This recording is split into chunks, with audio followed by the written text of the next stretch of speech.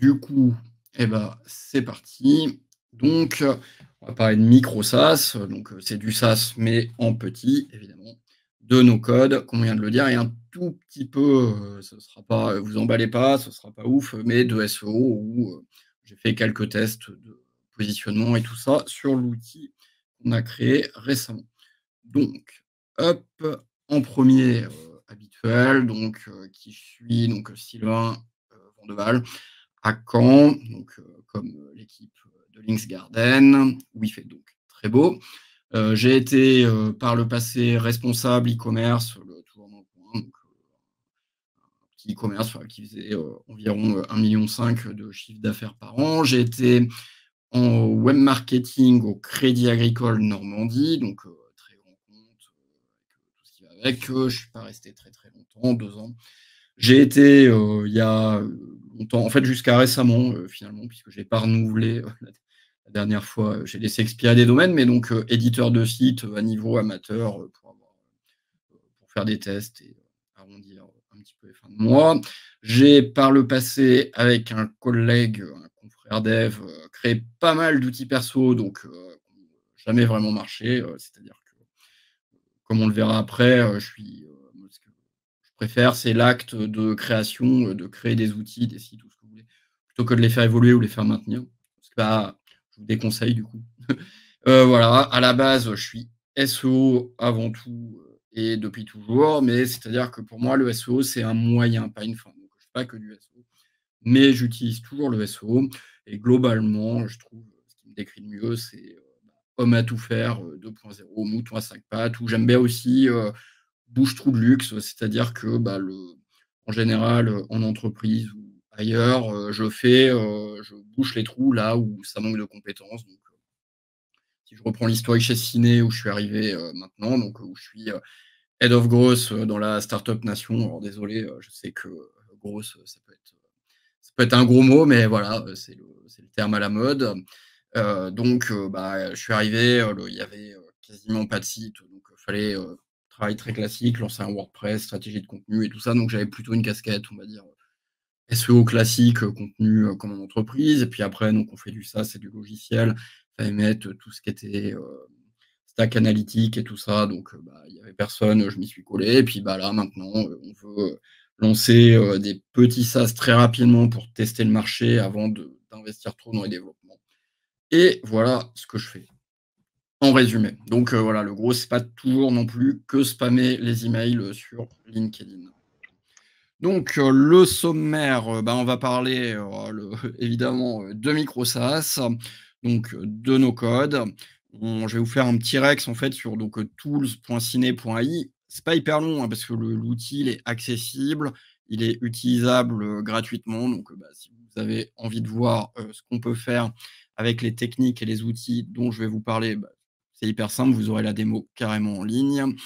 Les résultats SEO donc, de, ce petit tool-là. Et en fait, donc, j'ai tiré, 6 leçons, pour, 6 mois de run pour faire bien. Bon, en fait, l'outil il a 5 mois, pas 6. J'avais 6 choses à dire.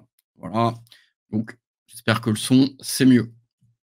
Hop, donc les micro SaaS. Les micro SaaS, et ben, vous allez me dire, qu'est-ce que c'est un micro SaaS pour démarrer? Alors c'est hyper simple, comme tous les termes, il y a quelqu'un qui l'a inventé. Donc voici ce que lui, il en dit. Donc c'est une petite, entreprise SaaS, soit tout seul, soit en toute petite, équipe, on va dire de 1 à 4, qui est bootstrappé. Bootstrappé, ça veut dire il n'y a pas de levée de fonds derrière, c'est pas une startup, c'est financé, bah, en fonds propres et qui va sur un site de niche. Ça priorise aussi les profits et le business, la stabilité du business par rapport à la croissance à tout prix, comme on peut voir, dans les startups habituelles. Donc c'est Tyler Tringas qui a dit ça.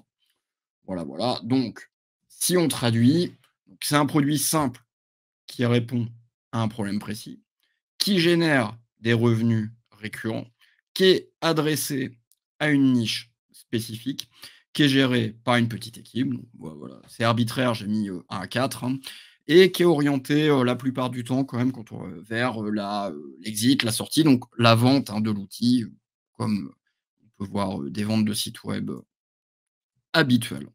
Donc voilà, est-ce que cette petite définition-là, ça vous rappelle quelque chose ou pas? Moi, quand j'ai vu ça, ça m'a quand même pas mal rappelé. En fait, le micro SaaS, voilà, c'est un peu la V2, une évolution ou une alternative à l'édition de site, tout ce qu'il y a de plus classique puisque vous allez voir par la suite, ça se fait exactement de la même manière avec, beaucoup de points communs et quelques petites différences. Donc à la fin, j'ai mis, pas mal de ressources avec des liens et tout ça. Donc là, je vous ai mis 2 micro SaaS de quelqu'un qui s'appelle, alors je crois que c'est Andrew le prénom, Shen, qui est un donc, on peut parler aussi, d'indie hacker ou de ce genre de choses, donc qui est un développeur pour le coup, lui, un développeur pur et dur, donc il a pas utilisé du no code, qui s'est, lancé, dans, l'aventure entrepreneuriale ou solopreneuriale comme on dit maintenant, je crois. Je ne sais pas. Et donc là, c'est ces 2 principaux micro SaaS. Donc il y en a un, c'est, de l'édition, de PDF et son plus gros, c'est quelque chose qui vous permet de récupérer, donc des témoignages, des avis en ligne un peu avancés avec des vidéos et tout ça. Voilà, c'est 2 micro SaaS sur le marché, américain, enfin international, donc en anglais et tout ça. Il y a tout le détail, une interview à la fin dans un lien, que je vous conseille de lire. C'est hyper intéressant sur la méthode, comment il a fait. En fait, il en a lancé 5 d'un coup, il y en a 2 qui ont bien marché. Bon, tout ça pour dire que là, les 2 SaaS que vous avez à l'écran, les 2 solutions, ça lui rapporte, aux dernières nouvelles, plus d'1 million d'ARR, donc c'est-à-dire, d'annual recurring revenue, donc de revenus récurrents annuels. Donc pour un mec tout seul, moi je trouve ça pas mal. Je sais pas vous. Tac. Et donc, vous allez me dire: «Ah bah oui, les micros SaaS, c'est super, déjà c'est pas nouveau, les SaaS, les micros SaaS, ça fait des années qu'on en entend parler».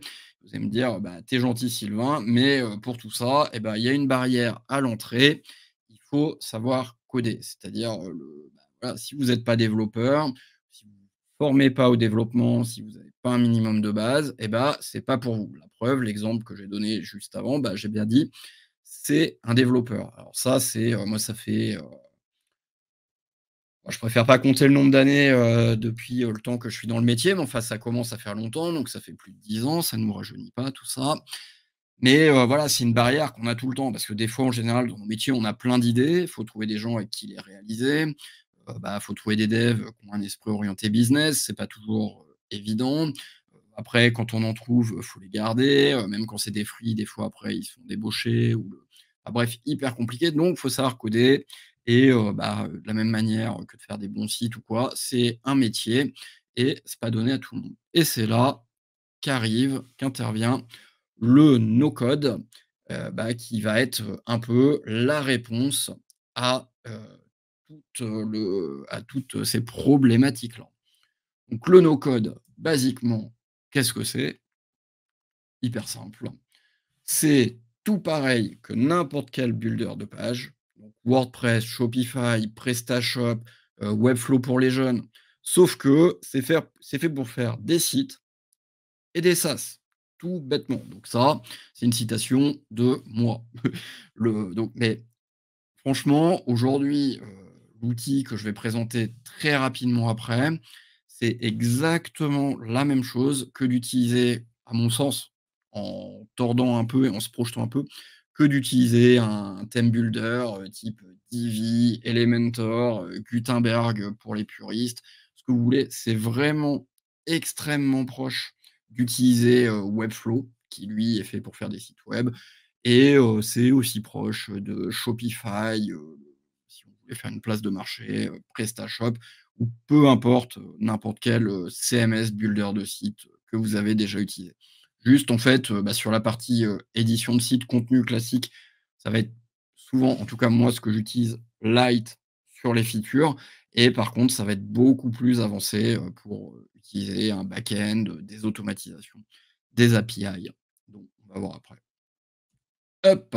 Donc voilà, le no code, ça a rien de récent, Mais ce qui est nouveau, en fait, l'approche, on va dire, moderne, c'est qu'en fait, on va séparer le back-end du front-end.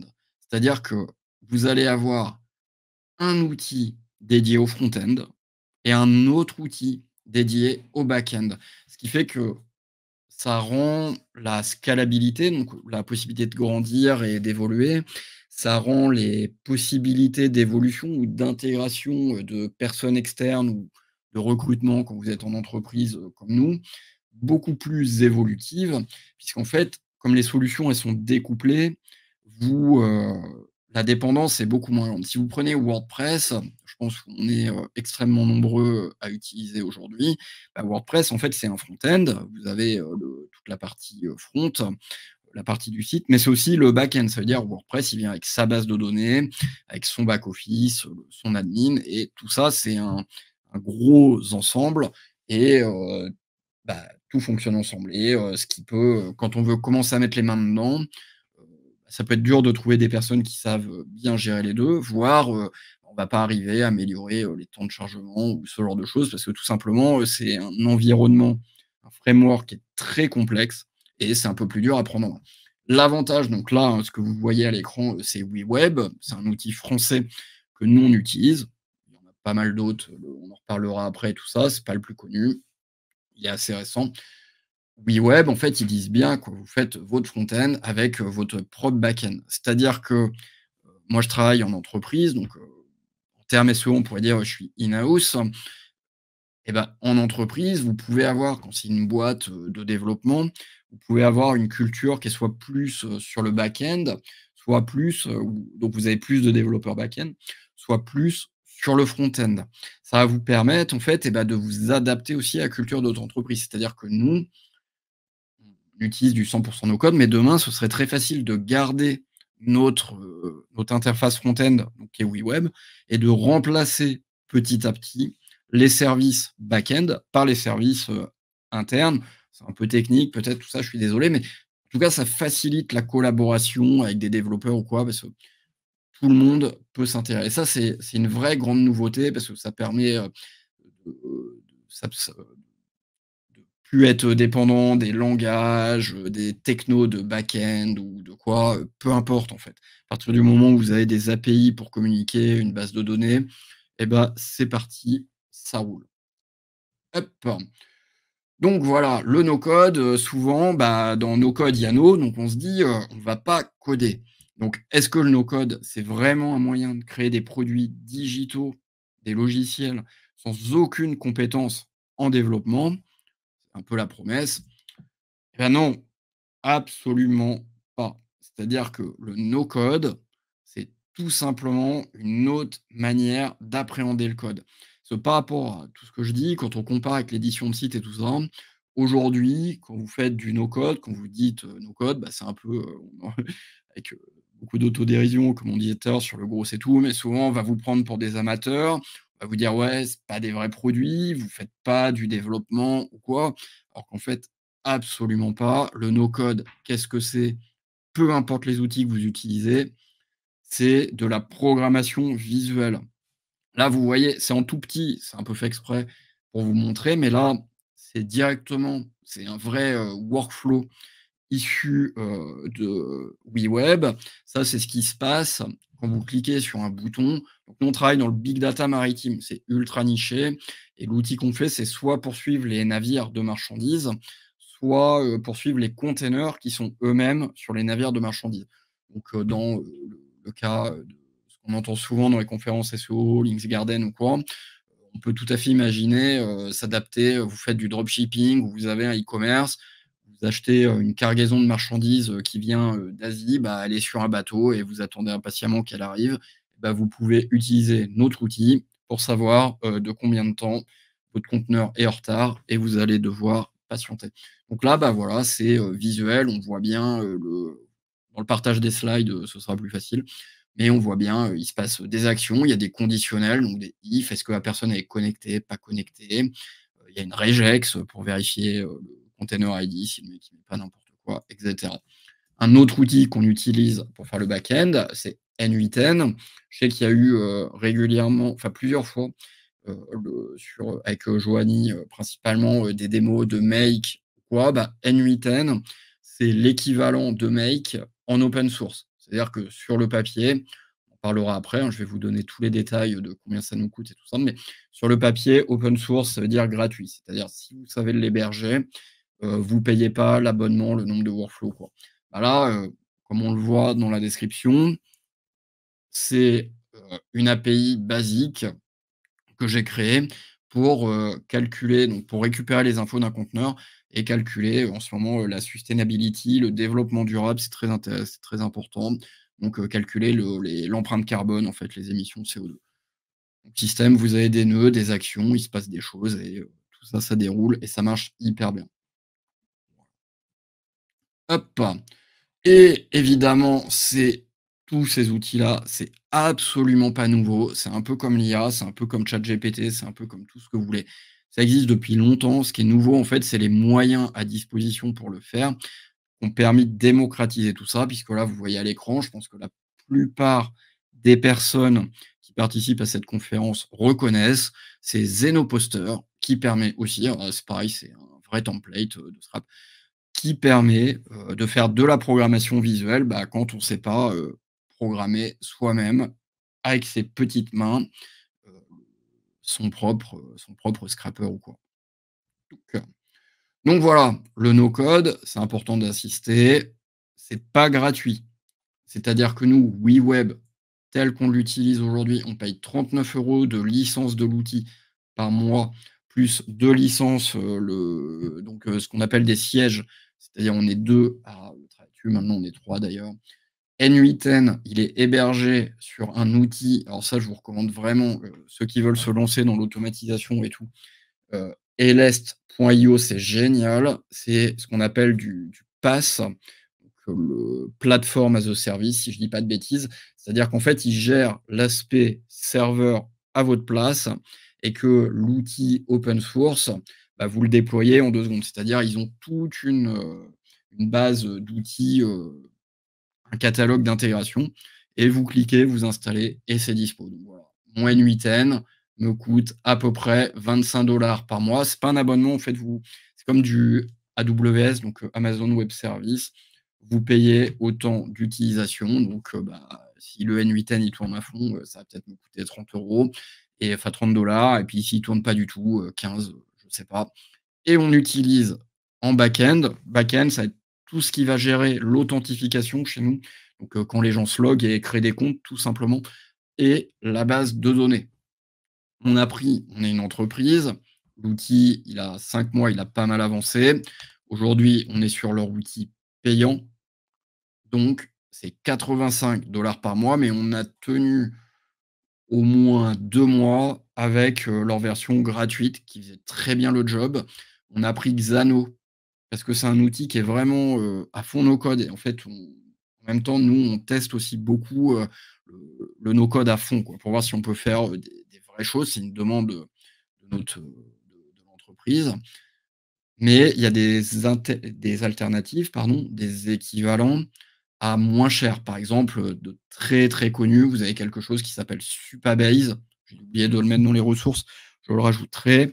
Mais voilà, qui, pour 25 balles par mois, vous permet, d'avoir à peu près la même chose, que Xano, mais, qui est beaucoup plus compliqué. Donc là, vous voyez, hein, nous, notre stack, elle coûte 207 $ par mois. Heu, Si on ramène ça en temps de développeur, tout ce que vous voulez, c'est pas si cher, mais c'est pas rien non plus. C'est plus cher, qu'un WordPress que vous hébergez chez, O2Switch, ça ou des WordPress, aucun doute, là-dessus. Hop! Donc là, on va regarder très rapido, et au cas où à la fin, si je suis un peu en avance ou quoi, on pourra aller voir le vrai site. Mais, tout ça, vous pouvez me dire: «Tu gentil Maurice, tu parles», mais, le no code, on en parle beaucoup, c'est la hype. Nous, on veut voir du vrai. Donc en voici. On a lancé il y a quelque temps, donc nous, l'entreprise, c'est Ciné, donc qui est hébergée ciné.ai. On s'est pris un sous-domaine qu'on a appelé, vous voyez l'inspiration, totale, donc tools.ciné.ai, c'est donc, l'outil s'appelle le tools, alors je rigole parce qu'en fait, ça nous pèse, depuis un moment parce que pour faire du branding ou quoi, pour créer un vrai outil, c'est pas terrible, mais donc on va voir un petit peu ce qu'on a fait. Hop, donc déjà, pour démarrer, on va voir l'équipe. Donc l'équipe, principalement à temps complet, c'est surtout mon collègue Mathieu, qu'on voit à gauche, donc gros engineer, parce que voilà, ça fait classe sur LinkedIn. Mais principalement, dans notre organisation, on pourrait dire que c'est le dev front-end. C'est-à-dire, c'est un front-end qui peut faire du back-end. Et de la même manière, donc moi, je m'occupe principalement du back-end et vaut mieux que j'évite de faire du front-end. En tout cas, quand j'en fais, il est pas hyper content parce qu'il faut qu'il repasse, partout derrière.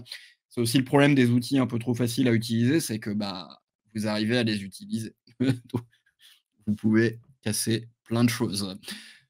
Donc voilà, mais grosso modo, Mathieu, il est, vraiment à 100 sur, l'outil et moi, ça représente même pas l'intégralité de mon temps, même si j'aimerais bien. Donc ça, c'est la on va dire le cœur du produit. Ce qui est très intéressant, c'est Mathieu, il est pas dev du tout. Il vient d'un parcours, classique, d'école de commerce et tout ça. Chez Ciné, c'est son premier job. Et tout ce qu'on va voir, tous les résultats après, c'est lui qui a tout fait tout seul. C'est-à-dire, à la base, il est venu chez nous, on a toute une suite de produits et on commercialise aussi des API. Il savait pas ce que c'était des API, il a été faire une formation, sur le Open Classroom et voilà, il a appris et donc il est vraiment parti du niveau zéro. Moi, il y a très longtemps, j'ai fait des études de développeur, j'ai jamais été développeur à part une très malheureuse expérience chez Capgemini, mais il y a 20 ans, ça fout les boules. Ouais, c'est chaud. Mais donc, je suis pas développeur. Si nous, on peut le faire, n'importe qui peut le faire, quoi. J'insiste vraiment là-dessus. En soutien, parce qu'on est une entreprise, on a 3 personnes, donc Nicole qui est notre UX designer, c'est-à-dire, c'est pas tant du design, des maquettes, des logos, des machins et tout. Son job, c'est vraiment de parler avec, des utilisateurs, standards, de nos solutions, discuter avec eux, comprendre leurs problématiques et transformer ça en feature. On a Valentin qui a, lui, pour le coup, qui est un vrai designer, donc qui s'occupe de design system, ce genre de choses et tout. Qui a, par exemple, celui qui a fait, la première iframe, qu'on verra après. Et on a, Cédric Driot, qui est un renfort, c'est-à-dire il fait pas partie de l'entreprise, c'est un développeur, à son compte. Je vois sur son LinkedIn, c'est marqué PHP, mais il a pas fait une seule fois du PHP avec nous, enfin, je crois pas en tout cas. Il faudrait qu'ils nous disent, dans notre projet et ça, c'est hyper intéressant. Donc c'est un dev web, c'est très senior, donc PHP, Symfony, JS, API, tout ce que vous voulez. Il s'est intégré dans notre stack, mais il lui a même pas fallu une journée d'adaptation, quoi. Dès qu'il a vu le back office de Xano, que c'est un peu technique, alors je veux pas, trop vous embêter avec ça, mais qui est hyper facile à prendre en main pour créer ses API et tout. Il était hyper à l'aise. Il a tout de suite trouvé ses marques. Il nous a tout de suite, professionnalisé, tout notre back-end et notre outil. Donc, c'est vraiment, hyper intéressant, en tout cas pour démarrer, d'avoir ce genre de choses. Donc ça, c'est l'équipe. Donc nous, la timeline, parce que c'est important. En 2023, on était dans une autre équipe et tout ça, fallait, faire des choses rapides, donc on a démarré différents tests en no code. J'ai démarré par l'outil le plus connu pour faire tout ça, qui s'appelle Bubble. Moi, Bubble, j'ai eu beaucoup de mal à l'utiliser. J'ai pas réussi facilement à aller, à produire ce que je voulais. Donc ça m'a pas plu du tout. Il y a plein de gens qui utilisent Bubble. À Caen, on a, Guillaume Hernandez, qui fait des super trucs en Bubble. C'est un super outil. C'est un peu, si je veux faire, la comparaison, Bubble, on va dire, c'est un peu, Spip, pour les plus vieux et puis, nous, WeWeb aujourd'hui, c'est plus, WordPress, le Webflow, quoi, c'est plus moderne. Mais on peut faire des super trucs en Bubble. Moi, ça ne l'a pas fait. Après, j'ai utilisé un outil qui est vachement bien, qui s'appelle Retool. Là, j'ai tout de suite réussi à faire ce que je voulais. Par contre, Retool à la base, c'est positionné pour faire des outils internes. Et si vous voulez faire des outils internes un peu, comme, Mitch présentait juste avant et tout ça, qui sont vraiment, ça peut vraiment être utile et tout. Si vous voulez aller vite, ou c'est pareil, vous voulez pas trop investir dans le développement, je vous conseille vraiment Retool. C'est génial, on se plug facilement, à différentes bases de données ou quoi. On fait très facilement des graphes, des dashboards ou des petits, automates. Hyper cool, Mais moi, c'était pas mon besoin. Je voulais faire un outil pour le public. Par exemple, fallait payer ils avaient un modèle de facturation très, très cher au nombre d'utilisateurs, qui se connectaient, qui se créaient des comptes. Comme nous, on savait, on anticipait, on se fixait des objectifs assez hauts de volume, bah, ça le faisait pas. Et après, on a découvert WeWeb plus, Xano et là, ça a été, depuis, on s'est plus jamais quitté. Donc on va dire, mi-juin ou un truc comme ça. WeWeb pour le front. Pourquoi WeWeb? C'est hyper simple. À base, c'est français. Je connaissais, virtuellement, on va dire, le head of growth qui est là-bas, qui s'appelle Quentin Duranté. Il avait changé de job. C'est quelqu'un qui est, pareil, un jeune, mais qui est très, très bon. Je me suis dit: «Si ce gars-là, il va dans une boîte, c'est que la boîte est bonne, parce qu'il choisit pas n'importe comment et puis, il va faire du bon taf, donc ça va devenir un bon truc». Donc on est parti là-dessus et on s'est mis en back-end sur Xano. Pourquoi? Hyper simple, Xano était déjà très bien intégré dans WeWeb, c'est-à-dire il y a des plugins comme des plugins WordPress en fait, des plugins Xano, il y en a d'autres aussi, mais c'était hyper bien fait et encore une fois, nous, on était vraiment dans une démarche, de test, de vrais produits, d'aller à fond dans le no-code. Donc on a vraiment pris la solution back-end, à notre connaissance, la plus no-code qui existe. C'est-à-dire, vous pouvez donc créer vos API, votre base de données, l'authentification, tout ce que vous voulez directement depuis l'outil. Après, hop, là, il y a plus de slide. Donc, on a démarré au 15 septembre à peu près avec un calculateur, de CO2, puisqu'on avait une API CO2 qui n'était pas hyper utilisée. Donc on est parti là-dessus. Et les choses, ont évolué, c'était pas notre job à temps complet. J'ai oublié un truc, en fait, le 15 novembre, il y a eu une réorganisation de l'entreprise avec, un nouveau département avec cette mission-là qui a été créée. Le 11 décembre, bah, nous, on travaille en B2B. On était en décembre. Comment ça s'appelle? Au mois de décembre, voilà, pardon, les courbes, d'usage, bah, c'est B2B, ça baisse un petit peu. On est une start-up, donc il y a toujours, besoin, de montrer, pour la com, pour les investisseurs, c'est important. Donc le patron, il nous dit, on a une réunion le lundi matin, global, il nous dit: «Ah, c'est un peu embêtant, la courbe, elle baisse, moi je voudrais qu'elle remonte». On se dit: «Bon, bah, il faut plus de visiteurs actifs». Les visiteurs actifs, c'est, n'importe qui visite le site, mais qui utilise le produit. C'est traqué, c'est pareil, on pourra en discuter après au cas où. Donc voilà, donc là, c'est important. Le 11 décembre, lundi matin, il dit ça. Nous, on regarde, on se dit: «Bon, bah, voilà», on sait que il y a beaucoup de volume par des études de mots-clés, tout ça en amont, comme ça, on revient toujours au SEO et à tout ça, quoi qu'on veuille. On savait que le conteneur tracking, c'était là qu'on avait le plus de chances de faire du volume. Le 12 au soir, on avait un premier POC interne qui était bien dégueulasse. Le 13 décembre, on a fait notre première mise en ligne et tout ce qu'on va voir après, alors il y a eu plein de versions et tout ça, c'est pareil, je ne vais pas trop embêter à trop détailler tout ça, mais on a itéré plein, plein de fois. Aujourd'hui, ça n'a plus rien à voir avec, ce qu'on a lancé, même si basiquement les fonctionnalités sont les mêmes. Mais donc en gros, déjà en 2 jours, on avait lancé un outil. Je ne sais pas s'il y en a, qui ont des expériences de lancement, d'outils, de logiciels ou de quoi en ligne. En général, ça prend un peu plus que 2 jours. Évidemment, ça nous a pris 2 jours parce qu'on s'était quand même un peu entraîné avant. On était monté en compétences. On commençait à bien maîtriser nos outils. Tac, ouais, je me suis trompé dans mes effets. Donc grosso modo, notre SaaS, il est tout ce qu'il y a de plus standard, un peu, comme, SEM Note, que Jackie, a lancé, récemment, et tout ça. C'est-à-dire qu'on a une partie non connectée, basiquement, qu'on pourrait considérer comme un site web et on a une partie, vous créez un compte, vous l'avez, tout en haut à droite, de l'écran, vous pouvez soit vous loguer, soit, créer un compte gratuitement et après il se passe des choses, connectées. Donc, bah, là, c'est notre home page, donc home page de SaaS, tout ce qu'il y a plus classique, on peut, enfin voilà, landing page, tout ce qu'il y a de plus bateau, évidemment et sans plus. Vous pourrez aller voir si vous voulez, c'est accessible. On a des outils, alors on fait, nous le but, du volume, donc en fait, on donne des fonctionnalités, des produits, sans que les gens ils aient besoin de se loguer.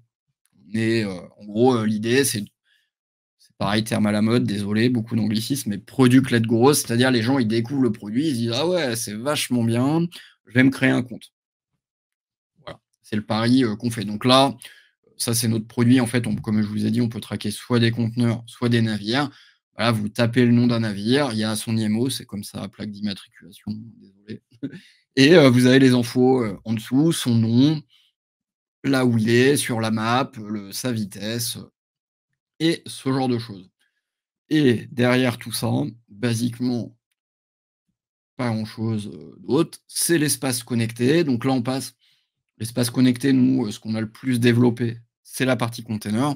Donc là, tout ce que vous voyez, c'est toujours la techno WeWeb, c'est-à-dire, il y a pas, un WordPress, pour faire le site et puis, quand vous vous connectez, vous arrivez sur un autre sous-domaine et c'est une autre techno. Non, non, là, tout est sur le même sous-domaine, la même techno, les mêmes trucs et là, vous voyez donc, bah, je suis connecté, le il y a des infos, le nombre, on a un système de paiement par crédit, donc, le nombre de crédits qui me reste, différentes infos. Vous voyez, toute ma liste, de conteneurs, ceux qui sont à l'heure, ceux qui sont en retard, d'où ils partent, où ils vont et après on peut consulter, le détail des conteneurs et cetera et cetera. Donc évidemment, pareil, toujours, sans vous ennuyer avec de la technique, bah, si on a tout ça, c'est bien parce qu'on a une base de données derrière qui lie toutes ces informations de conteneurs dans une table, qui lie ça à mon, ID d'utilisateur et à mon entreprise.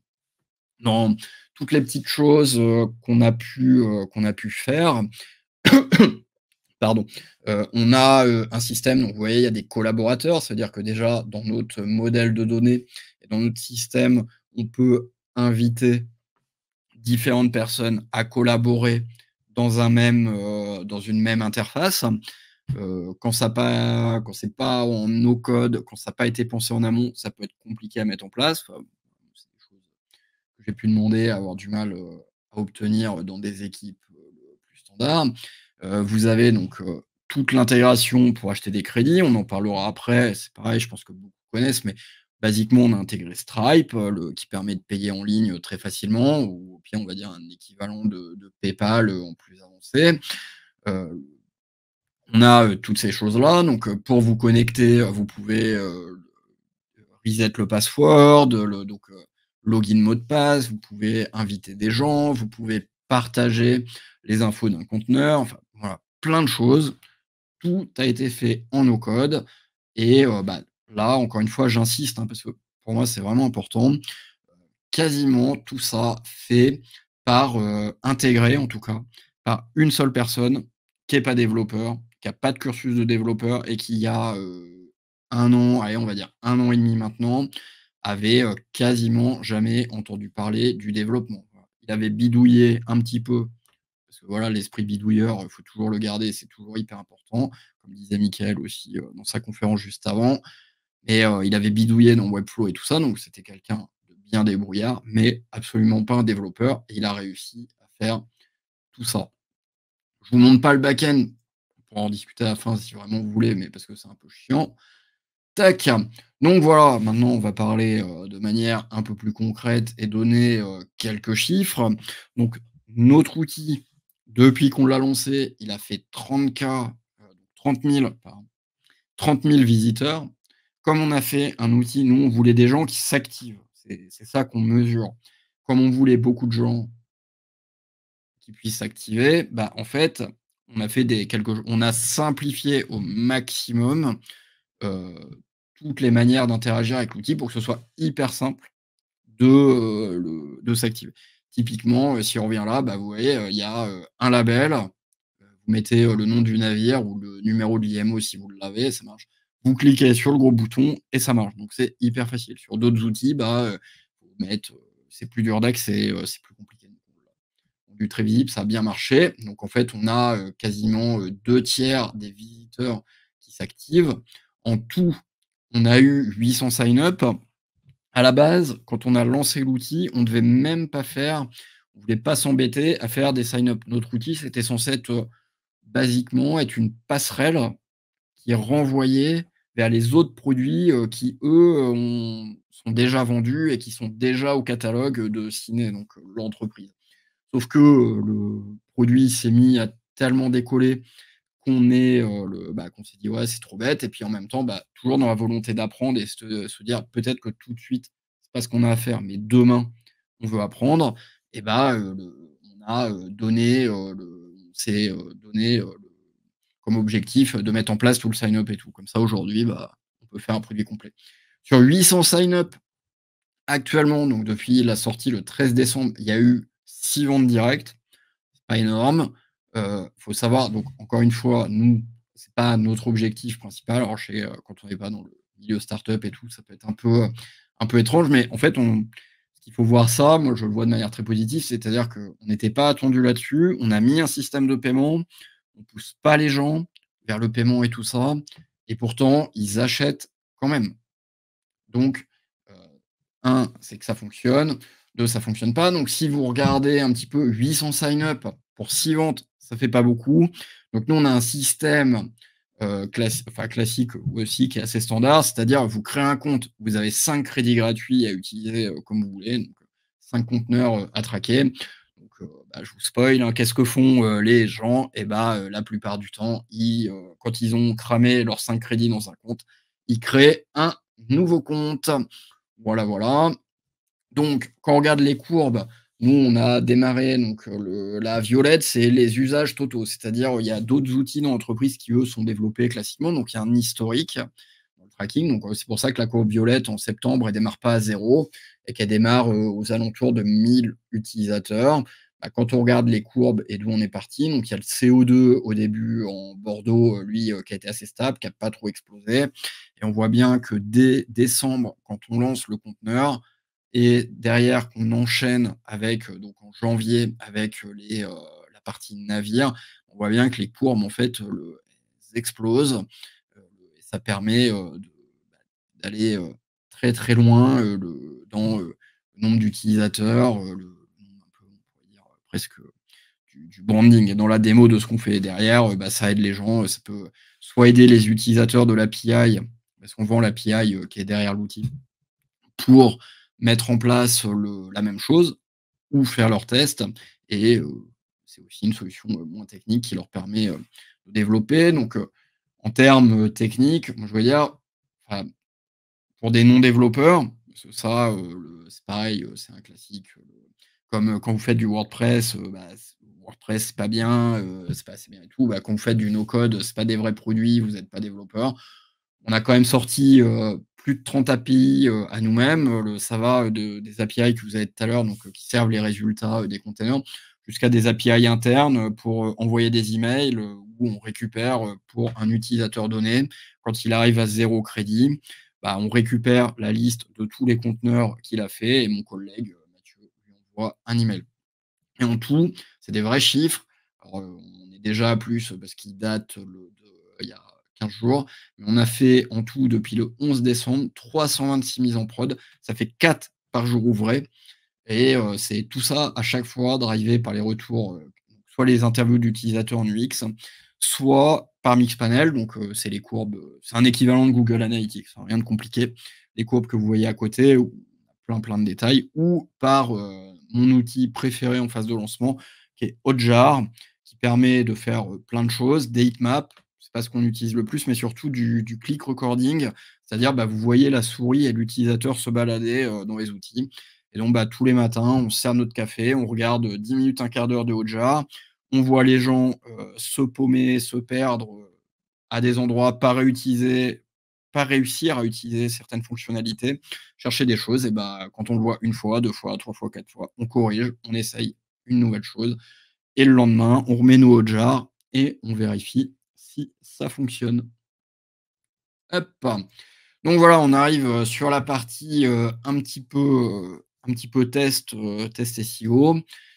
Donc, voilà, le no code, c'est en à ma connaissance, tous ceux que je connais, c'est en JS derrière. Souvent, c'est le cas de WeWeb, des, SPA pour Single Page Application. Donc, nous, c'est ce qu'on utilise aussi, côté dev. Donc c'est React, c'est Angular, pour les plus connus.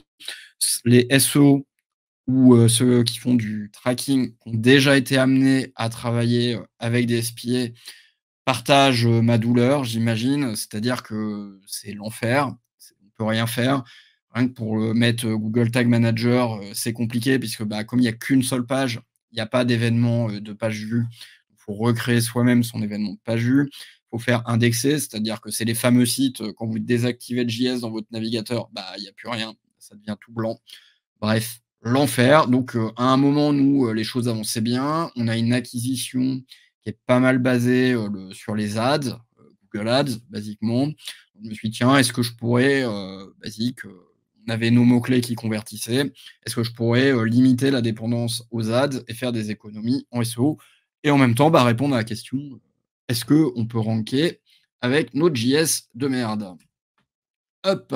Donc oui, web, ouais, c'est en JS, mais ils ont quelques petites features basiques, notamment, eux, ce qu'ils ont choisi pour, permettre l'accès au SEO, pardon, c'est le pré-rendering. Donc, bah, voilà, vous décochez, c'est un peu, ça leur, demande plus de temps et plus de ressources, je pense, mais bon, bref, vous décochez le bouton et votre site, il est, pré-render et à partir de ce moment-là, bah, il y a du contenu sur la page, qui est dégueulasse, si vous regardez, le cache. Mais ça fonctionne. Le title, là, il y a pas de title, c'est normal, c'est le titre de la publication, hein, on s'en fout un peu. Mais voilà, donc on peut faire du pré-rendering. Bon, c'est pas ouf, mais c'est déjà une bonne petite base. Donc c'est en JS, mais on a quelques features, très basiques, c'est-à-dire, bah, title, metadesk. Vous avez vu, c'est un outil récent, hein, donc mais on peut mettre des keywords, si on avait envie.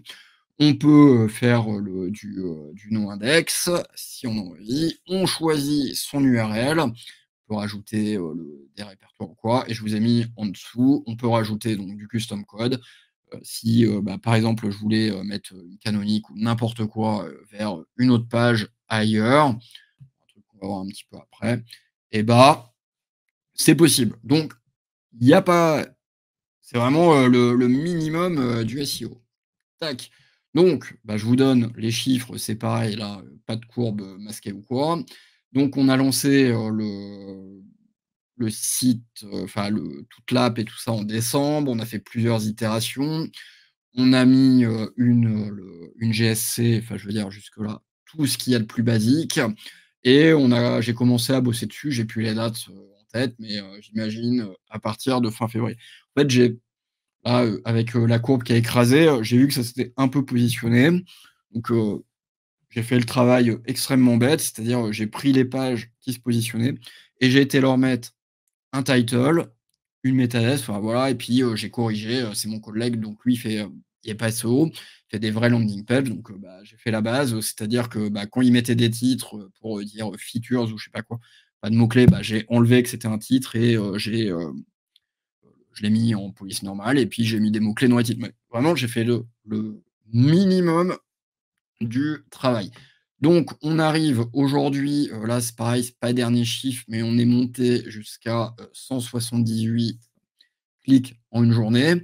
Alors, juste avant, vous voyez, il y avait des stats Discover et tout ça. Donc, quand on voit des petits chiffres comme ça, euh, bah, j'imagine que ça vous fait bien rigoler. Alors, et moi-même aussi d'ailleurs. Par contre, nous, on est sur des mots-clés extrêmement précis, on a peu de pages qui rankent, ça transforme derrière, c'est-à-dire que grosso modo, là, ce qu'on fait actuellement et ça monte tous les jours, je me demande, jusqu'où ça va monter, ça monte tous les jours, on est dans une petite niche, ça me fait économiser environ entre 30 et 40 € d'ads par jour. Dans tous les cas, c'est bien la preuve que si on veut faire du travail de base en SEO avec un outil no code, et ben, on peut. C'est-à-dire que là, vous êtes vraiment enfin, moi, je le vois comme ça, dans le meilleur des 2 mondes. C'est-à-dire, bah, vous pouvez faire votre site web, le faire ranker, donc ça, je pense que tous les gens qui sont à cette conférence, voilà, c'est le job de base, mais en plus, vous pouvez faire votre propre produit et ça, c'est formidable pour des raisons qu'on verra après. Donc ça fonctionne. Hop et là, la dernière expérience, qui a, 2 semaines à peu près, elle est en cours. On essaye de réunir le meilleur des 2 mondes. Donc là, c'est pareil, c'est notre site kiné.ai, c'est hyper facile à voir. En fait, on a, donc, j'ai ma collègue, Loane, qui, s'occupe, elle, maintenant, de tout l'aspect contenu, et SEO et donc du WordPress, chez nous. Bah, elle a géré sa page WordPress, hop, avec, son texte, enfin voilà, page WordPress hyper classique, qui va bien s'indexer et nous, on lui a juste livré, ce qui est dans le petit encadré, rose, au milieu, c'est-à-dire une iframe avec notre produit embed directement. dans le WordPress et bah, ce sera peut-être l'occasion d'une prochaine, d'un prochain sujet, mais est-ce que ça va mieux ranker que l'autre? Est-ce que ça va mieux ranker que le JS? Est-ce qu'à un moment, je vais, rediriger, ma page publique en JS vers celle-là pour, positionner, celle-là qui a plus de potentiel? On ne sait pas encore, mais dans tous les cas, en plus, on peut faire les 2 en même temps, quoi. Parce que c'est pareil, les évidemment, une fois que vous avez appris et que vous maîtrisez le reste, mais faire les iframes, on en a sorti 7 aujourd'hui, donc 7 produits différents. Je pense que c'est, allez, on va dire une semaine de boulot, de Mathieu pour faire tout ça, quoi. Donc, ça va hyper vite. Donc on peut en plus, pour ceux qui disent: «Ah, c'est du JS, c'est chiant en SEO, bla et ben, on peut encore avoir le meilleur des 2 mondes si on a envie. On fait ça parce qu'aujourd'hui, vous verrez, j'ai mis des ressources à la fin. Toute cette, stratégie, de free tools, c'est vraiment quelque chose, qui se fait, de plus en plus, surtout, outre-Atlantique, aux États-Unis, quoi et donc HubSpot ou quoi et par exemple, je vous ai partagé un article sur, l'histoire de Copy.ai. Pour ceux qui connaissent, c'est une surcouche de ChatGPT, pour faire des ads, des emails ou quoi, enfin bon bref, du web marketing. Et bah, eux, ils ont fait, toute leur stratégie, d'acquisition et SEO, elle est basée, sur ce genre de free tools qui font en iframe aussi, avec, Webflow, quoi. Donc, vous aurez tout le détail et eux, ça les a emmenés, très, très loin. Donc, tout est possible. Hop! Donc voilà, on arrive, sur la fin. Donc, qu'est-ce que j'ai appris moi en 6 mois de lancement? Alors en fait, c'est pas du no code, quoi, c'est lancer un SaaS au final, moi, j'ai l'impression que si, je travaillais avec une équipe de dev, classique, pour, le lancement d'un logiciel, c'est-à-dire plutôt, au final, ce qui est important, c'est pas tant la compétence de code ou quoi, parce que tout s'apprend, c'est plutôt, la sensibilité business, quoi, qui est pas hyper facile. Donc qu'est-ce que j'ai appris? Le plus important pour moi, que j'ai mis en un, c'est en fait, on l'a appris, un peu, par surprise à la dure, c'est le front-end. Pour moi, c'est largement plus important que le back-end et bon, la preuve là-dessus, elle est évidente, c'est qu'en fait, tout à l'heure, je vous ai montré, vous avez vu les courbes et le tout ce qu'on faisait, ça s'améliore tous les mois, de mois en mois, alors qu'en fait, pendant longtemps, heu le front-end changeait régulièrement et s'améliorait. Ça faisait s'améliorer tous nos résultats, alors que le back-end, lui, il bougeait pas parce que tout simplement, on savait pas quoi y faire. Donc, bah, c'est bien la preuve que le front-end, ça a permis de dépasser tout ça, puisque le vrai dev, on l'a fait intervenir à partir de fin mars. Enfin, la deuxième quinzaine de mars, donc ça fait vraiment pas longtemps qu'on a professionnalisé notre back-end. Donc c'est quand même, hyper intéressant. Moi, je pensais qu'il fallait avoir une bonne technique et tout et que le front-end, on pouvait toujours bricoler. Non, non, quand vous faites des petites améliorations régulièrement, sur votre front et ça pourrait être des articles de blog, ça pourrait être ce que vous voulez, bah, les résultats, ils viennent très, très vite, quoi. Ça fait effet composé. J'ai appris quand même qu'on peut lancer très, très vite un SaaS de qualité. Bon, alors, on pourra toujours discuter de la qualité, hein, mais avec une stack 100 no code, sans être compétent en développement, mais curieux et débrouillard, hein, ça c'est important et surtout sans être dépendant d'un développeur. Vous n'avez plus besoin de temps de dev, que ce soit en interne, si vous êtes in-house ou que ce soit pour vous. Il faut aller recruter un dev qui va être dispo, qui va être intéressé par votre projet. Enfin, j'ai fait ça 1000 fois. Ça marche jamais. À un moment, faut convaincre le dev. Une fois que le dev, il est convaincu, 15 jours après, en fait, il a plus envie ou il est convaincu par un autre projet ou il a plus le temps ou enfin bon bref, hyper compliqué, ben là, il y a plus besoin, quoi. C'est-à-dire qu'en fait, nous, j'en ai pas parlé, mais franchement, ChatGPT pour écrire du code, il vous écrit du code, enfin, c'est un truc de dingue. Nous, par exemple, donc les container ID, on check, il y a une regex en amont, donc une expression, si ça marche ou pas. C'est ChatGPT qui me l'a écrit. Je lui ai dit: «Ouais, est-ce qu'il y a, une convention de nommage dans les container ID?» Il m'a dit: «Oui, oui, bien sûr». Je lui ai dit: «Bah, est-ce que tu peux me faire une, regex?» Il m'a dit: «Ah oui, oui, oui». Je lui ai dit: «Ah, il me la faudra en JS et pas en Python». Pas de problème et après, j'ai dû modifier, 2 variables, ce qui est hyper facile et intégrer dans mon outil et ça marchait tout de suite, quoi. Donc c'est peut-être pas hyper beau, mais ça marche très, très bien et voilà et avec un sens minimum du design ou de la copie, par exemple, nous, alors je pense que ça se voit peut-être, moins maintenant ou pas, mais les plus observateurs d'entre vous auront peut-être repéré la source d'inspiration de Mathieu. C'est-à-dire qu'à la base, bah, il utilisait beaucoup Zapier. Donc, il a repris plein d'écrans de Zapier, la navigation, les grosses capsules et tout ça, pour refaire notre produit. Donc, vous prenez un truc, vous savez que ça marche bien, vous copiez, c'est hyper facile avec le code en glisser-déposer. Enfin, je veux dire, comme un WordPress Elementor ou ce que vous voulez, et ça le fait hyper bien, quoi. Hop! Donc en phase de lancement, et à mon avis, sans doute après. Mais c'est comme pour tout, il vaut mieux faire que réfléchir. Donc voilà, nous, on a, pour tous les in-house et tout, c'est un petit clin d'œil à tout ce qu'est Scrum, sprint de 15 jours, où il faut faire prioriser ses tickets dans Jira et tout. Bah, ça prend beaucoup de temps. Et pendant qu'on fait tout ça, bah, on livre pas.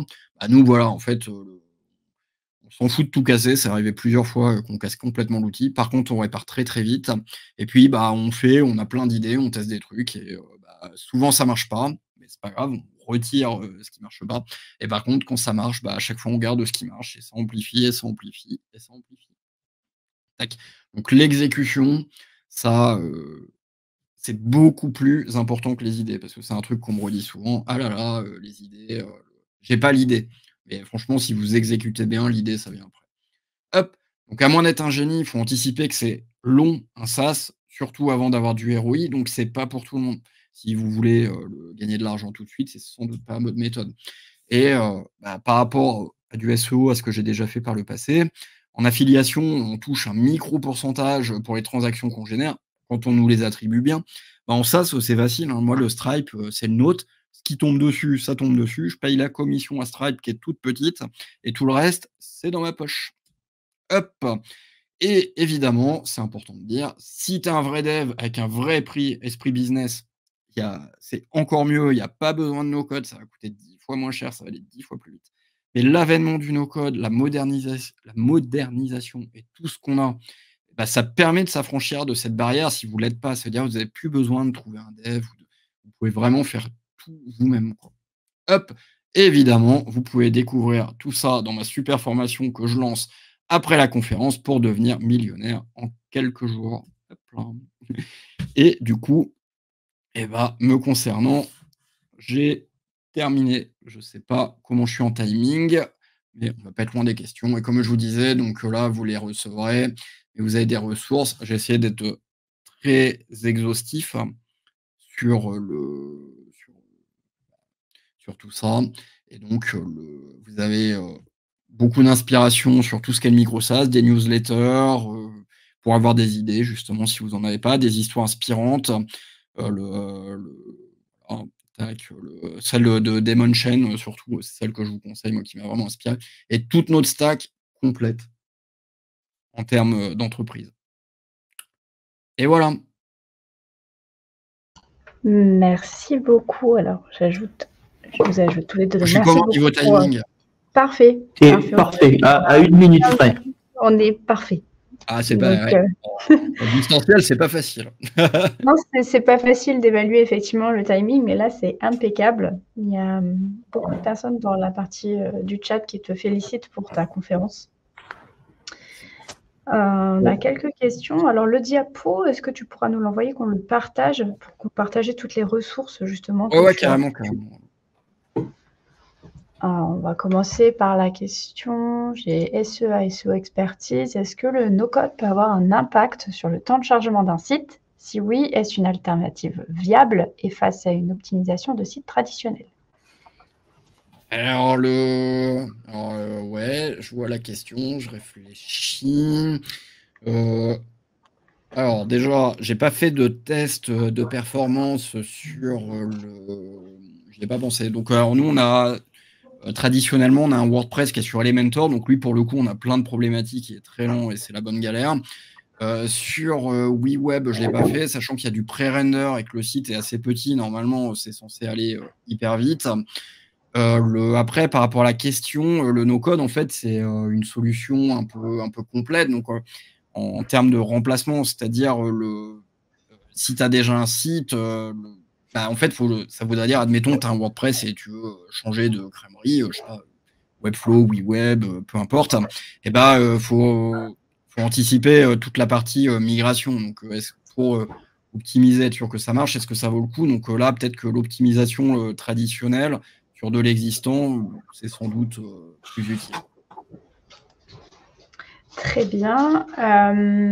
Alors, j'ai des questions un peu techniques. Alors, je ne sais pas. C'est quand vous demandez des regex, s'ils privilégient Ruby, vous savez pourquoi?